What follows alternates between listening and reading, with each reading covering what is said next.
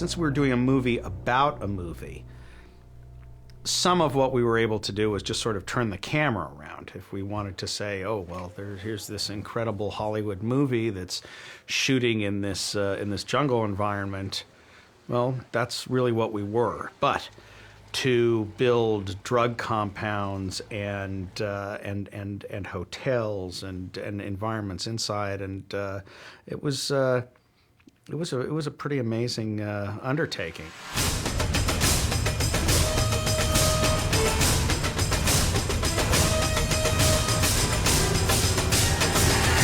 Most of the forests around here, the jungles, the mountains, that was all DreamWorks money. That was all built by DreamWorks, which is impressive.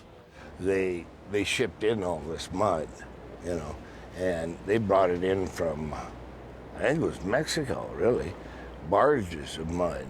We wanted locations that said Vietnam and the Golden Triangle where the movie takes place, but we also wanted very unique locations, places that had not been shot before. Kauai, which is where we shot the film, has incredible jungle landscapes and mountains. It was so unrelentingly beautiful, you know, which obviously we appreciated.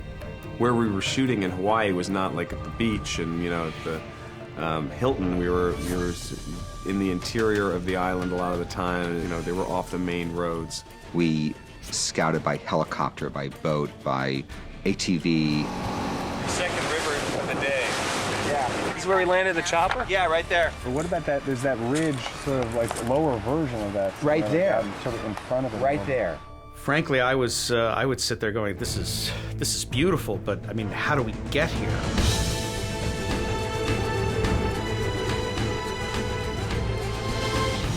No place is going to look right as you're scouting, but you have to imagine what it'll look like once you clear out all the bamboo and clear out the jungle. And we had to create places where trucks and equipment can place and where cranes can work out of, and then build the sets. John Toll, our cinematographer, you know, he has done a number of war movies. He really has a sense of when we're choosing these locations, what would be a good place to build a building in relation to where the sun went up and down. And he had all these charts and, like, you know, graphs and some weird graph of like the height of the sun along the horizon based on our latitude and longitude, you know, like some secret program that, you know, Oscar-winning cinematographers have.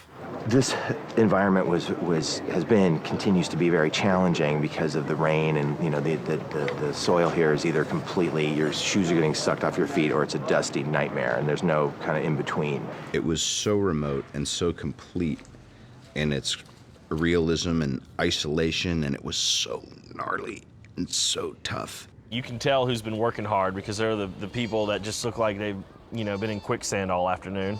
Someone shut that fucking goat up. I had this running joke that we drew a circle around the wettest spot on Earth, and we decided to pick all our locations within that circle. See, that's the irony of the movie, really, is like you don't see any rain in the movie. You see there's like one night of rain. But the irony is that, like, it rained every day.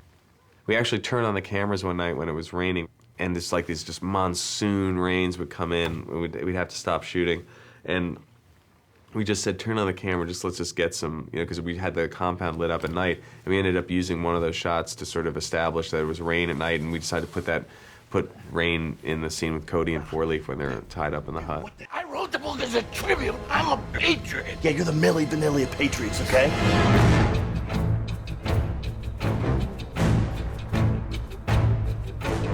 Me and Ben were writing it, you know, it was, you know, we sort of thought, you know, like, oh, little bamboo huts here, and this is the prison camp, and this is the heroin processing plant, and this is, you know, the landing zone. And then we sort of, every set that we would arrive at was just astounding. You know, Jeff Mann was our production designer, and he and Ben did a tremendous amount of research, and were both very specific in the design of any of the buildings or the environments that existed in Vietnam.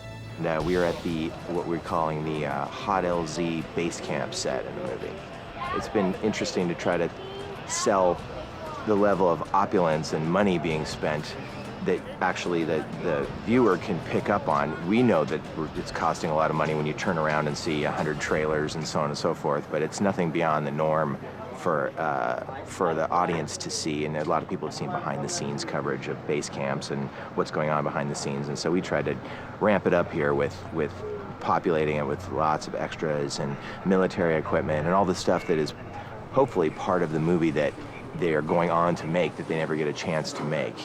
Even if you look at the, what was it, 1 week down party or whatever it was, I mean, the detail in that, if you looked in front of the bar, it had everything that that bar should have. If you looked behind the bar, where they wouldn't be shooting, it was stocked like it should be. And every single thing. I've actually never seen a production designer before who had the eye for detail that I could noticeably detect that Jeff Mann has.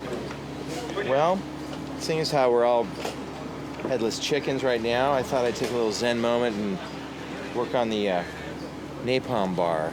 Our little palm tree islands, if you notice over here, this will be 1 of 10. They kind of overlap each other, and our jet up here, which flies over and spittles down lighter fluid, flies over, pulled on a string, and then the palm tree line ignites. And you reach through and grab a shot that's on the other side waiting for your brave hand.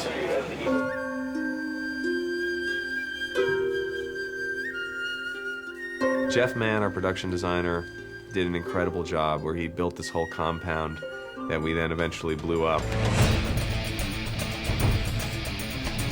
Where we are sitting, where we built the set, there is a couple of hydroelectric power plants that have been up here since, I think, since the 30s. So the hand of man has had a heavy impact on this area. We're not coming in and cutting, clearing forest that is virginal for the set. So we ended up bringing in a construction crew, and they went to work, and it took a little over 3 months to build all their sets, build the bridge.